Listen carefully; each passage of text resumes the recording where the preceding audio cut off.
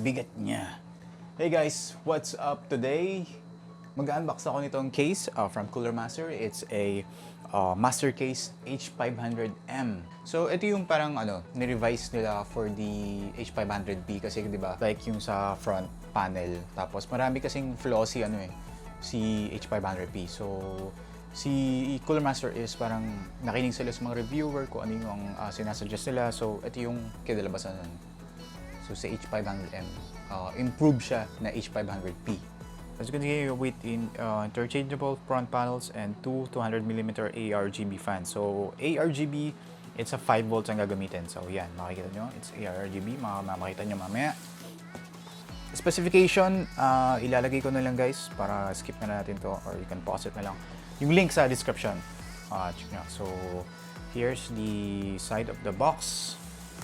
And back pala yun, other side, and this is the other side ng box. Alright, so let's unbox para makita nyo agad. Wait lang.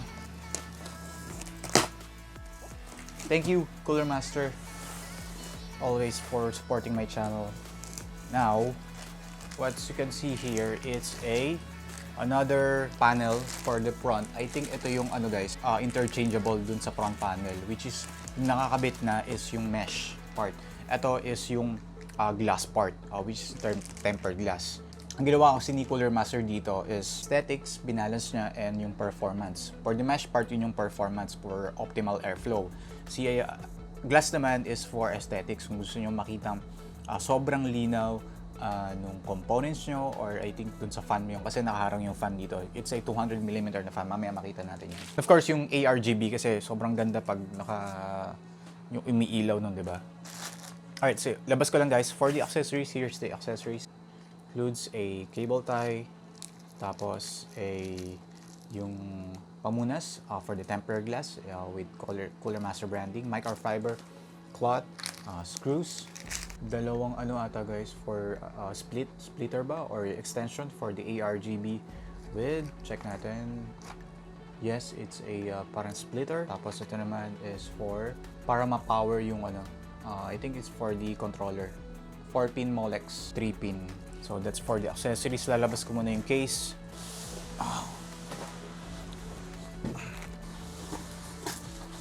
Para siyang laundry bag. Cooler Master. Tempered glass sa top. Nice. Hirapan ako.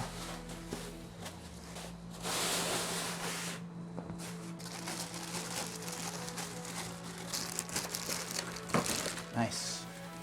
So, angat ko lang guys ha. Static. Check this out. Ang ganda. Look at the front. Cha-ching. Sobrang ganda niya guys. Wait lang guys ha. Alright, so konting paikot lang for the H500M. It's full black. I don't know kung kung may white nito. So as you can see, ito yung mesh part na nakakabit na mismo doon sa sa front panel. So mamaya malalaman natin kung paano ikabit. Pag kinabit niyo yung front panel na glass, tempered glass, it's a 4.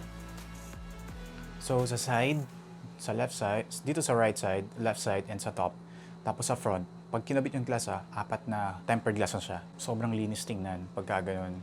Check muna natin yung sa front. Alright guys, so dito sa front I/O, as you can see guys, meron siyang 4 na 3.0 na USB. Then sa gitna, makikita nyo meron siyang 3.1.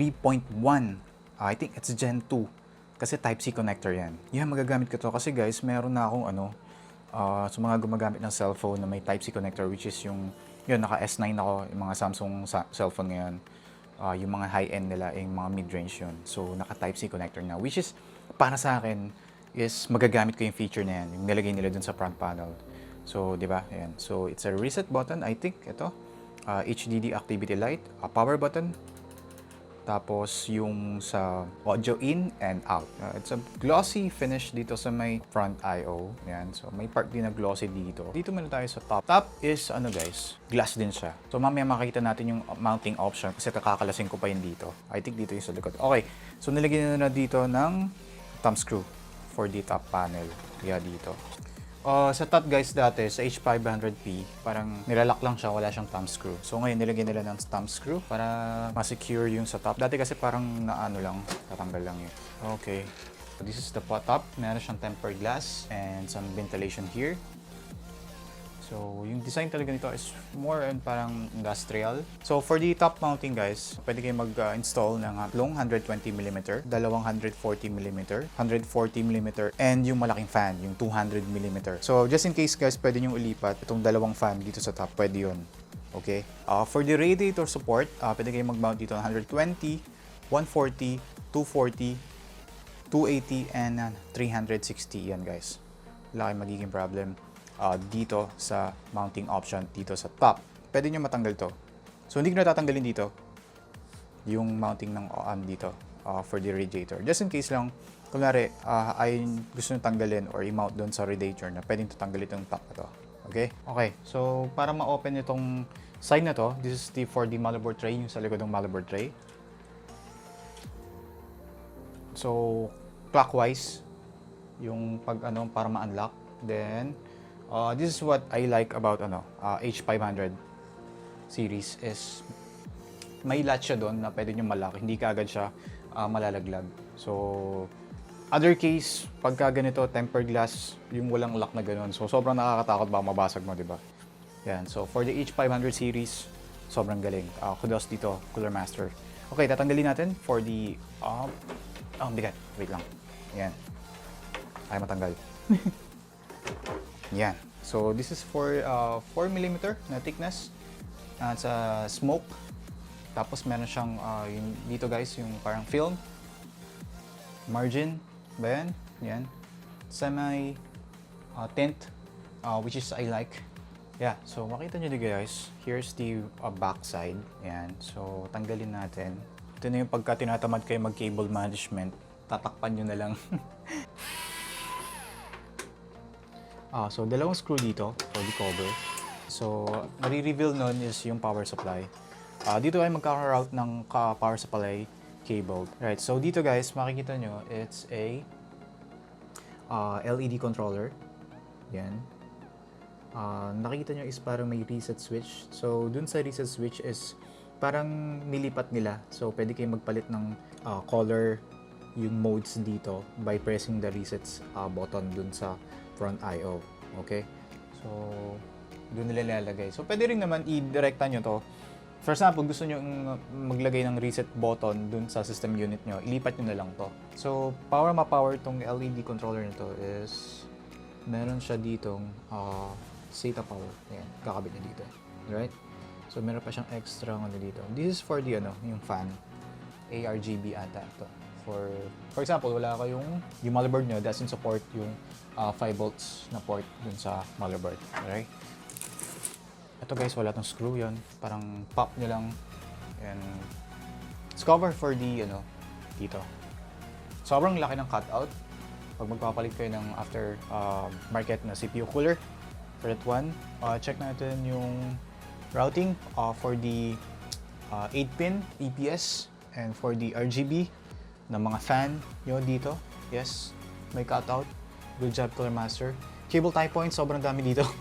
Tinantad na ng cable tie points dito para malinis tingnan yung routing ng 8-pin for the EPS. Okay? So, tatanggalin natin itong cover na to, side na to. So, para matanggal itong cover na to, tanggal kayo yung dalawang screw. Then, ang mangyayari dito guys is para siyang hinge.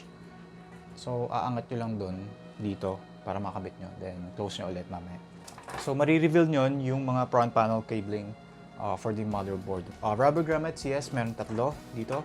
Cable tie points, here.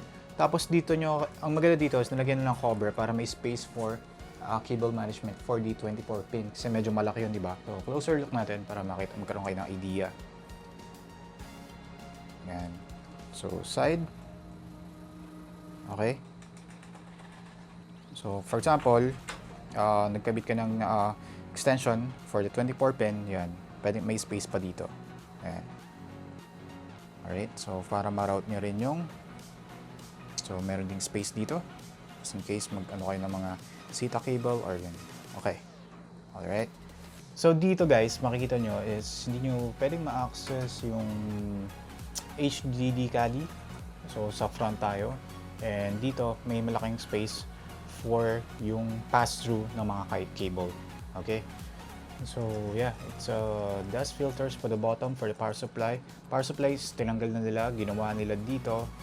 Nilagyan nila ng bracket, which is pwede kayo maglagay ng power supply dito. Okay, so may bracket na eh. So check natin. So yung screws for the bracket ng PSU is hindi siya natatanggal. So which is nice para hindi nyo mawala yung screw. Okay, so guys, pwede kayo magkabit ng power supply dito. So you can mount here or pwede naman dito. Hindi, dito talaga yung mounting. Yes, kasi may bracket. Alright. So there's a dust filters, yes, for the bottom. Well protected yung power supply sa dust.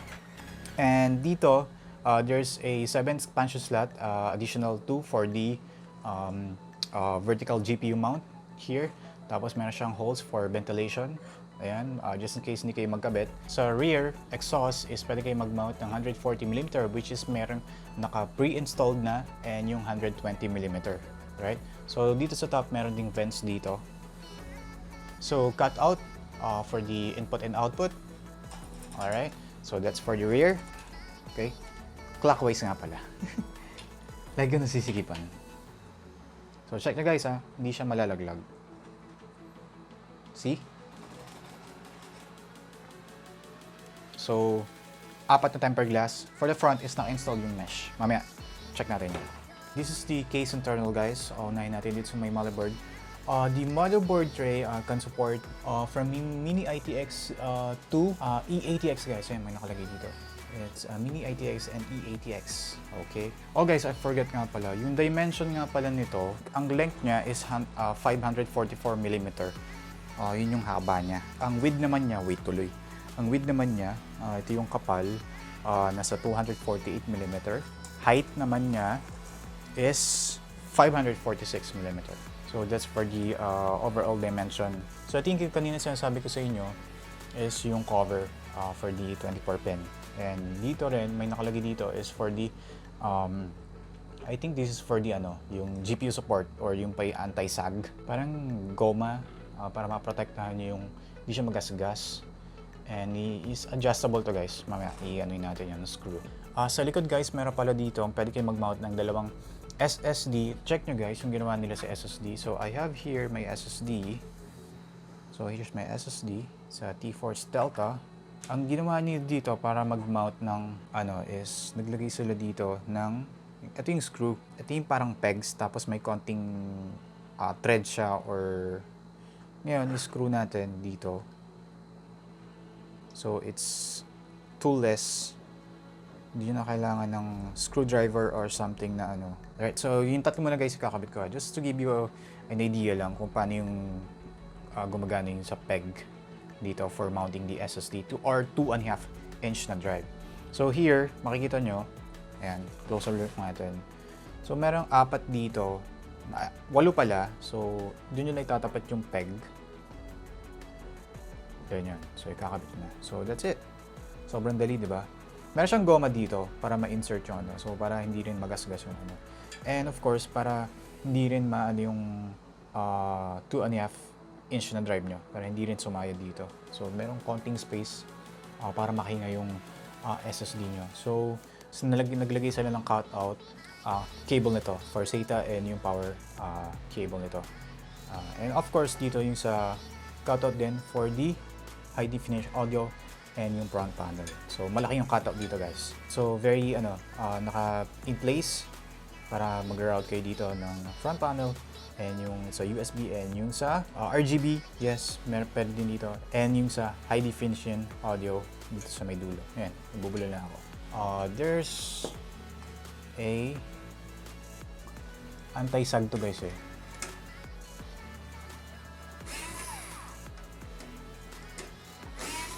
Ayan, pwede nyo nga is adjustable. For example, pag gagalawin nyo for the anti-sag. So for the CPU cooler clearance, as you can see, pwede kayong maglagay dito ng up to 190mm. yung clearance na from here to here, 190mm. So sobrang luwag ng guys ha. Wala kayong maging problem sa beefy na cooler nyo. Just in case mag-upgrade kayo or magpalit kayo ng case, bibili nyo tong H500M. So for the GPU naman, there's a 412mm. So that's for the GPU. I think for this one is for the reservoir ata, yung for what custom water loop. And yeah, tanggalin natin to. So meron dalawang screw. Check lang guys ha, kasi I think meron isa pang screw dito. Yes, meron pang isang screw. Alright, so tatlo pala guys, tatlo pala. Ito yung for the HDD drive na cover or shroud. So, ang magiging problem lang dito, pag nagkabit kayo ng custom motor yung reservoir dito, hindi nyo na ma-access to. So, medyo pahirapan, sana ang ginawa ni Cooler Master dito is dapat sa likod nila nilagay yung pag-access ng HDD caddy. Ito naman is for the HDD caddy. So, meron dalawa dito. It's for the dalawa, it's 3.5mm and yung 2.5. 3.5 and yung 2.5. Pwede dito. It's a dual bay. Hindi siya hassle ikabit. It's a toolless, super toolless design. So, pwede yung ma-adjust guys. Pag nire-remove natin tong PSU Shroud dito. Tanggalin natin. So, for the PSU Shroud, double check natin for ilan yung screws. So, nakatanggal na ako ng dalawa. So, sa HDD caddy, yung shroud doon is 3. So, I think dito sa shroud is 2. Yes, hindi. Meron pa pala dito guys, sa likod. So, 2. Total of 1, 2, 4 pala guys. 4. Sobrang daming screw. Hindi, okay lang naman kasi ito is parang cut-out lang power supply. Kasi pwede naman kahit hindi nyo natanggalin to, pwede nyo naman ma-access yung power supply dito. Like, yung sa freebies, yung sa H500P, hindi kayo pwedeng mag-mount sa rear. So, dito lahat sa front. Okay? Ayan. So, reveal na natin yung sa PSU Shroud. Okay? 4 screws ha. Bago ko pala matanggal, I have to remove this one. Alright. Okay? Isang screw lang yun. Pwede nyo ma-adjust yan. So, totally, pag gusto nyo matanggal tong PSU Shroud, is kailangan nyo munang i-unscrew tong drive bay. Okay? Isang screw lang yon. So, ito na guys, marireveal nyo yung power supply dito. So, hindi nyo naman kailangan tanggalin to kasi pwede nyo na ma-access yung sa may rear. So, kaya ako lang tinanggal. Gusto ko lang ipakita sa inyo. I think natatanggal to siya dito. Ayan. Sa mga fan ng mga cutout, which is I'm a fan ng may cutout, pwede nyong matanggal to. Okay, so logo ni Cooler Master, yung shape. So yan guys, so it's a removable cutout for the power supply. So good job dito Cooler Master. So I'm a big fan of may cutout ng mga PSU Shroud. So yung dito sa may bay, so, pwede nyo ma-adjust. So may ilang bang screw? So 4. May 4 na screw dito guys. And pwede nyo dito, dito, or dito. Okay, so medyo nakaharap lang to. So, yun nga lang, hindi nyo makakabit yung PSU Shroud kasi pag nag-adjust kayo somewhere here. Pag magkakabit lang kayo ng 360 rad, kasi parang may konting ano lang dito guys for the 360 rad. Ayun yung cover, check nyo yung cover. Yung lid dito, pwede nyo matanggal to. Pag medyo makapal yung rad nyo. Yan. So, access natin yung front. So guys, by accessing the front, wait lang ha, kasi kanina is pinupull ko siyang ganyan, ayaw. So, anong nangyari pala, si H500M is merong i-unlock ka dito, somewhere here. Dito, ayun o, pipindutin kayo dito. Ito, ayan. Basta here, ayan o, pupull nyo. Nakita nyo? Ayan o, pull, dito, kapain nyo, to, up, tapos dun sa may dulo, dito, and yung sa other side naman. Okay? Kaya hinuli ko yung sa front, kasi, mamaya kasi pull kayo ng pull, baka masira. Alright, so yan. Okay, so ganun lang guys. Hindi siya yung normal na hinahatak na gano'n. So yan, kasi meron siyang latch dito for the front panel. Dati kasi H500 is parang pinupull lang. Yun. So, ngayon is, yun nga, may lock na siya. So, this is the mesh part. So, para matanggal nyo dito, yung ano, is, meron siyang 8 screw para makabit yung sa glass. Okay? So, mesh part is parang honeycomb mesh. Tapos, meron siyang, dun sa loob nun is merong dust filters. Okay? So, meron siyang sobrang liit. Mas pinaliit pa na dust filters. Honeycomb mesh yun. So, para mag-act yun as a dust filter. I really do like yung in-implement nila dito for the, meron kayong option magpalit for the glass and yung sa mesh part. So, which is, eto, mesh is for optimal yung airflow, performance. Yes, good job, Cooler Master. And yung sa glass naman is parang sa aesthetic side naman is para makita nyo na super clear yung ilaw ng RGB dun na binubuga nung 200mm na fan. So, which is sa front. So, that's for the front panel. Okay? So, here naman, as you can see, meron siyang dalawang 200mm. So, hindi kayo fan ng 200mm, pwede nyo ilipat sa taas. Okay? Yun yung sinasabi ko kanina. So, pwede dito sa front. Fan support ng front is pwede kayo magkabit ng tatlong 120mm, dalawang 140mm, and dalawang 200mm na fan. Radiator support naman, you can mount here a 120, 140, 280, 240, and yung 360 na rad dito sa front. Yung panel niya is hindi nakakabit. Nakikita nyo dito sa taas. So, which is nakakabit dito. Good job. Hindi kayo mahirapan for the cable management ng front panel, which is dito. Yun lang guys, it's a quick unboxing lang. So, para makita nyo lang overview ng MasterCase H500M. If you're building a RGB gaming PC, so may dalawang option kayo.